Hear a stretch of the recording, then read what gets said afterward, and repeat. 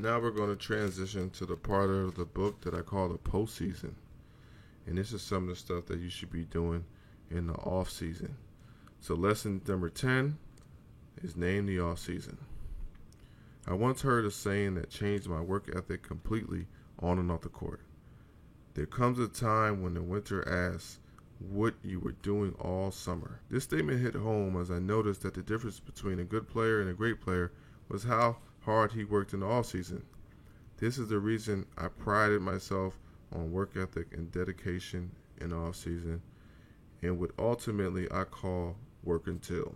Since I was one of the few guys in the 90s that had a skill trainer and a coach that was willing to teach me the game, all I had to do was my part. Each day I was working out Coach Chris Chavannes, I would go to the park and practice drills he was teaching me. Since I didn't have a gym to go to, I'd take my basketball and dribble all around the neighborhood on my way to the court. Between the legs, crossover, spin moves, I'd make sure that I developed a relationship with the basketball. When I got to the court, I would practice my shooting form and free throws.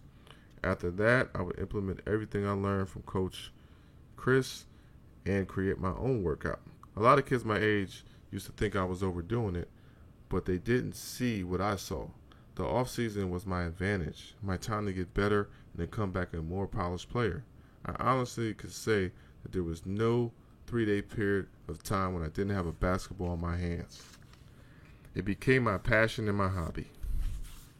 The most important reason you should develop a work ethic is confidence. There's a certain swagger that comes with knowing that no one on the floor did what you did in the off season. I recall being asked why I shoot the ball so much, and my reply was because in the summer I'm shooting 1,000 shots a day. The way I saw it, I deserved to shoot the ball more than anyone else. And if you felt differently, then you had to show me in your work ethic. In college, before every game, I'd be the first one dressed in my uniform so I can get to the auxiliary gym and put up at least 100 shots before the game. By the time I shot the ball during the game, I was already hundreds of shots in. Many people just look at my stats, but if they only knew what it took to get them. To become effective, you must be able to identify the weakness in your game and work on them tirelessly in the offseason. In high school, I was a pure shooter, and I could put the ball in the hole with ease, but my ball handling skills were lacking. That summer, I worked on my dribbling like a madman because I foresaw what was going to happen. If my ball handling didn't improve, my team and my stats were going to suffer. During my senior year, although I was a two guard, I was able to bring the ball up the floor and play point guard.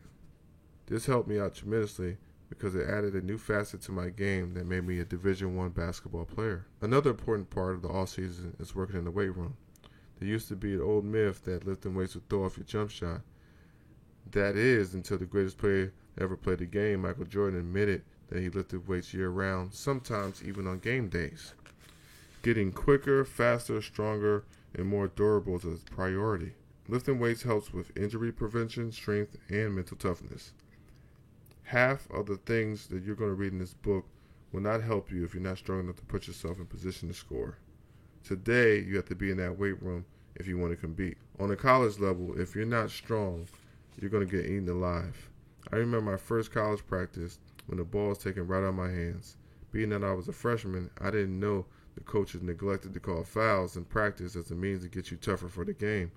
My weight training in the offseason paid off, as now I had to adjust to playing without fouls being called. I look back on my high school film from sophomore year to senior year, and I can't help but laugh. What it told me was I was serious about my body and getting stronger. After putting on a couple pounds, I was ready to take the pounding necessary to put points on the board every night. Since a lot of my points came from offensive rebounds and in the free throw line, I now had the strength to overpower those who didn't heed the off-season work ethic. The first thing I noticed after a couple months in the weight room was a boom in my confidence. There was not a position on the floor in high school that I didn't think I could play, and that was due to the weights. I averaged a double-double, which is rare for a shooting guard with a pure jump shot. The weight room made me aggressive every night. After I sustained an ankle injury that almost ended my career, I used the same off-season workout to recover. The University of North Florida had an excellent staff that taught me how to strengthen my ankles to get some of my athleticism back. I took those therapy sessions and implemented them at home in my summer workout. My sophomore year in college, I averaged close to 18 points a game, but I knew that I was playing on 60% of what I had in high school. It was a horrible feeling playing above the rim and suddenly have to rely on basketball IQ alone, so I did something about it. That summer, along with my personal therapy sessions, I implemented a leg workout that was second to none.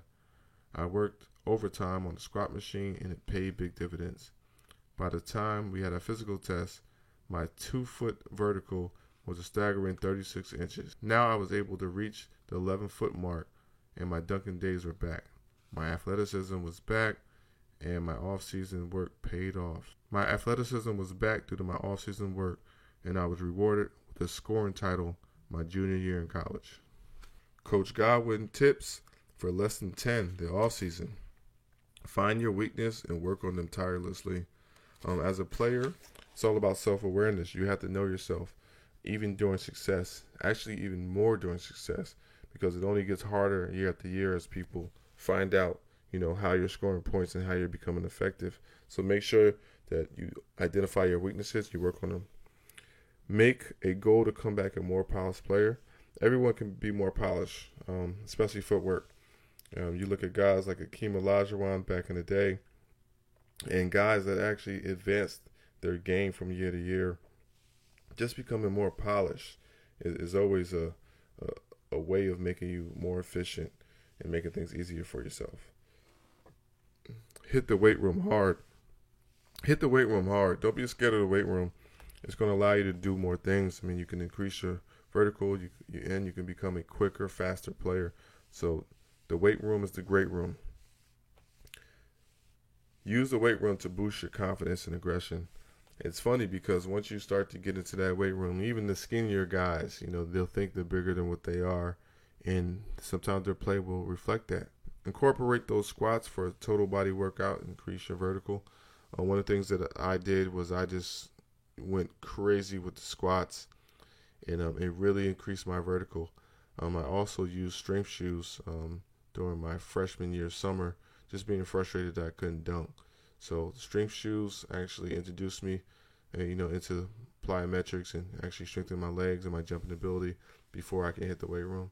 And once I can hit the weight room, those squats really elevated my vertical. So make sure in the off season you write down everything you need to work on and hit the weight room hard.